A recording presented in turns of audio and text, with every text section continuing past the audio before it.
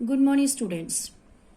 Today, I am going to discuss the chapter number 4. The name of the chapter is My Elder Brother. Yesterday, we have already discussed the scene number 1. क्या हुआ था scene 1 में कि जो भैया है वो मुन्ना को समझा रहा होता है और उसको बता रहा होता है कि एडुकेशन में जो बेस है वो स्ट्रांग होना चाहिए। अगर बेस स्ट्रांग होगा तो बिल्डिंग भी स्ट्रांग ही बनेगी। उसके बाद फिर से वो भैया क्या कहता है कि बहुत सारे ट्रमेंडियस होता है बेटा सो मैनी थिंग्स, कि बहुत सारी ऐसी चीज़ें हैं जो किसी सब्जेक्ट को पढ़ने के लिए रिक्वायर करती हैं। ओके, बट जो मुन्ना है भैया की बात नहीं सुनता। फिर जो भैया है दोबारा उसको कहते हैं कि तुम फादर की जो हार्ड अर्नड मनी, जो मेहनत की कमाई है उसको वेस्ट कर रहे हो। इसके बाद जो भैया है उसको टाइम टेबल बना के देता है मुन्ना को, लेकिन मुन्ना जो है उस टाइम टेबल से सेटिस्फाइड नहीं होता। Now we will start the scene number 2। Scene number 2 में क्या होता है, the final exams are over and the results are out, कि जो फाइनल एग्जाम्स होते हैं वो हो चुके होते हैं और रिजल्ट भी आ गया होता है। भैया alas I have failed once again, भैया एक बार फिर से फेल हो जाता है। मुन्ना ओह बट भैया I have passed and topped my class, कि भैया मैं पास हो गया और मैंने अपनी क्लास में टॉप किया है। Now there is only 2 years difference between us, अब हमारे जो स्टडी का डिफरेंस है क्लासेस का कितने साल का रह गया, 2 years का। भैया but my dear brother don't be so proud, क्या कहता है भैया कि तुम्हें प्राउड नहीं करना चाहिए। You have passed only 1 class, तुमने सिर्फ 1 क्लास ही पास की है। एंड यू थिंक डैट, क्या तुम सोच रही हो कि I am stupid and you are smart, कि मैं स्टूपिड हूं, मूर्ख हूं और तुम स्मार्ट हो।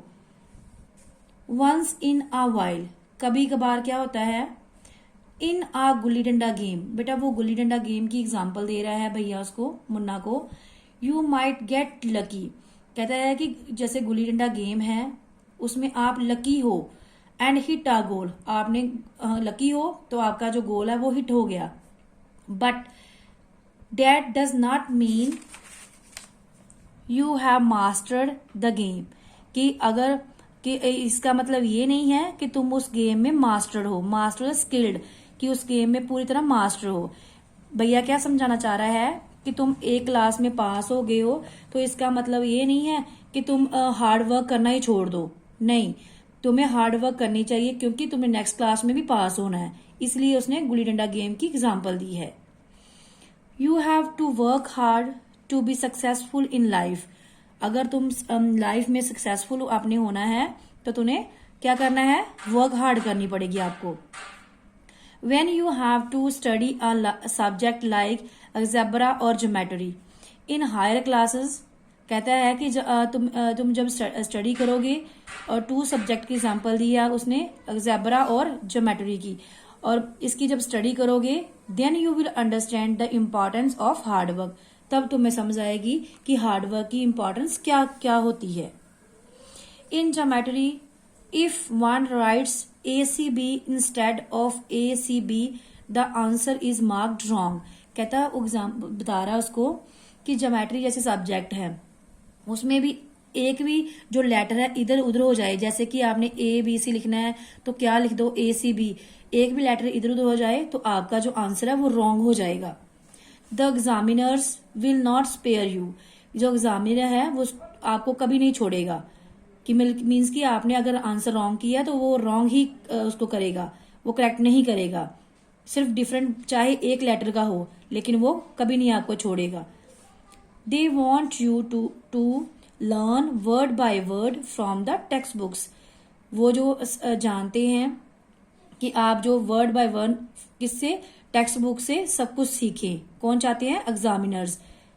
ओके, इतनी बात सुन के मुन्ना क्या रिस्पॉन्स करता है, मुन्ना ओ भाई साहब दिस इज स्केरी, स्केरी होता है डरावना, डरना, भाई साहब ये तो बहुत डरावना है।